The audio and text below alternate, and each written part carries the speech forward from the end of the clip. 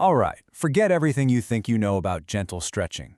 Today, we're diving into a practice that literally forges the body and spirit with this intense, fiery precision. This is the world of BKS Iyengar, a master who turned incredible weakness into a revolutionary strength. This isn't some gentle, feel-good wellness mantra. No, this is a direct challenge. It's asking you, right now, to look inside, past all the noise, past the distractions, and find that inner spark of potential. You know, the one we so often just let fade away.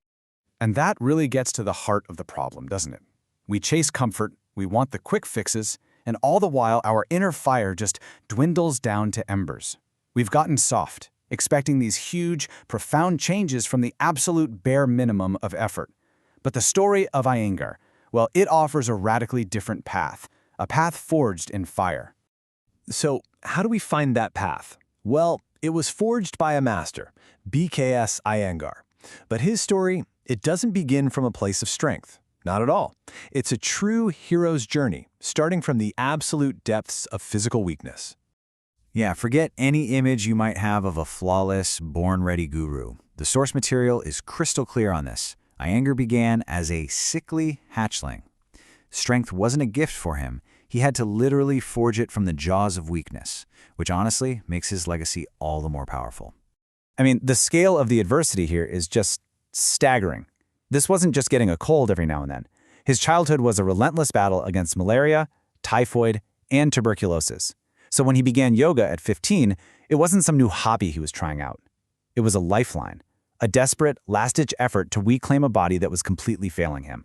And this, right here, is the crucial point. His entire method, his entire philosophy, it all grew out of this deeply personal, desperate struggle. He wasn't just teaching a few poses. He was teaching the very system that saved his own life.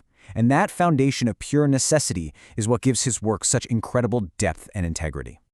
So, out of this personal battle for survival came his first great innovation, a revolutionary focus on precision.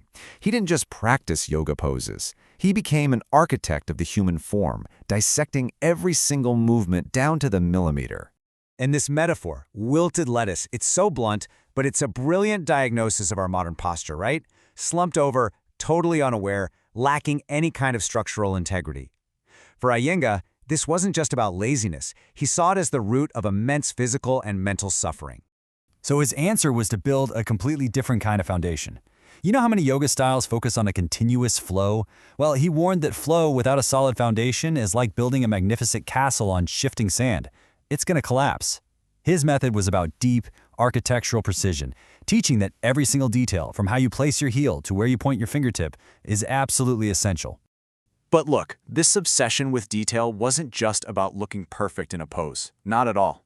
It was a whole multi-layered system. Precision creates physical integrity, which protects your joints. It fosters mental clarity because it demands your full, undivided focus. And crucially, it's believed to unlock the flow of prana, or vital life force energy, which turns each and every posture into a powerful tool for healing. And this intense focus on precision, well, it led directly to Iyengar's second great contribution, and it's something that many of us now just take for granted in yoga: the systematic use of props. And this is just a brilliant reframing of the whole idea. Props are not crutches for the weak, they are teachers. They are intelligent tools that give your body feedback, offering support to show you the correct alignment from the inside out. They make the practice smarter, not easier. And this whole systematic approach completely transforms the practice. Props basically democratize yoga, right? They make poses accessible to any body type. They give you the physical feedback you need to truly understand alignment, which then allows for deeper exploration and refinement. This wasn't just about giving people a little help. It was a revolution in how yoga could be taught and learned. Okay, but with all this talk of alignment and props and precision, it's really easy to mistake this for just a physical workout. That was never the point. For Iyengar, the body was simply the gateway. It was the tangible entry point to the much, much deeper work of training the mind and the spirit. And this is the absolute core of the philosophy. The intense physical work is a training ground for your mind. As you start to master the external form, you begin to master your internal landscape. The real stretch isn't in your muscles, it's in your awareness. This quote, it's the perfect summary of the entire philosophy. Your body is the bow, strong and supple. The pose, the asana, is the arrow, and you aim it with absolute precision. But the target you're aiming for, it isn't physical perfection. It's the soul. So, that word asana, which just means the physical postures, it gets completely redefined here. In the Iyengar system, it's not just exercise. It's an active, moving meditation, the most tangible, most accessible way to begin that journey inward. And this journey inward fits perfectly into the classical framework of yoga's 8 limbs. Now take a look at where asana, the physical practice, is. It's the third limb. It is not the end goal, not by a long shot, but it's the critical foundation. By mastering the body with this level of precision and awareness, you forge the stability and focus you need for the deeper, more subtle practices that follow, like breath control, concentration, and meditation. So in the end, this is so much bigger than just yoga, isn't it? It's about the raw power of transformation.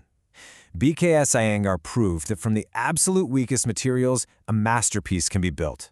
He used the tools of precision and intention to forge health from sickness. The final question, then, is for you. Your ascension begins now. What will you forge?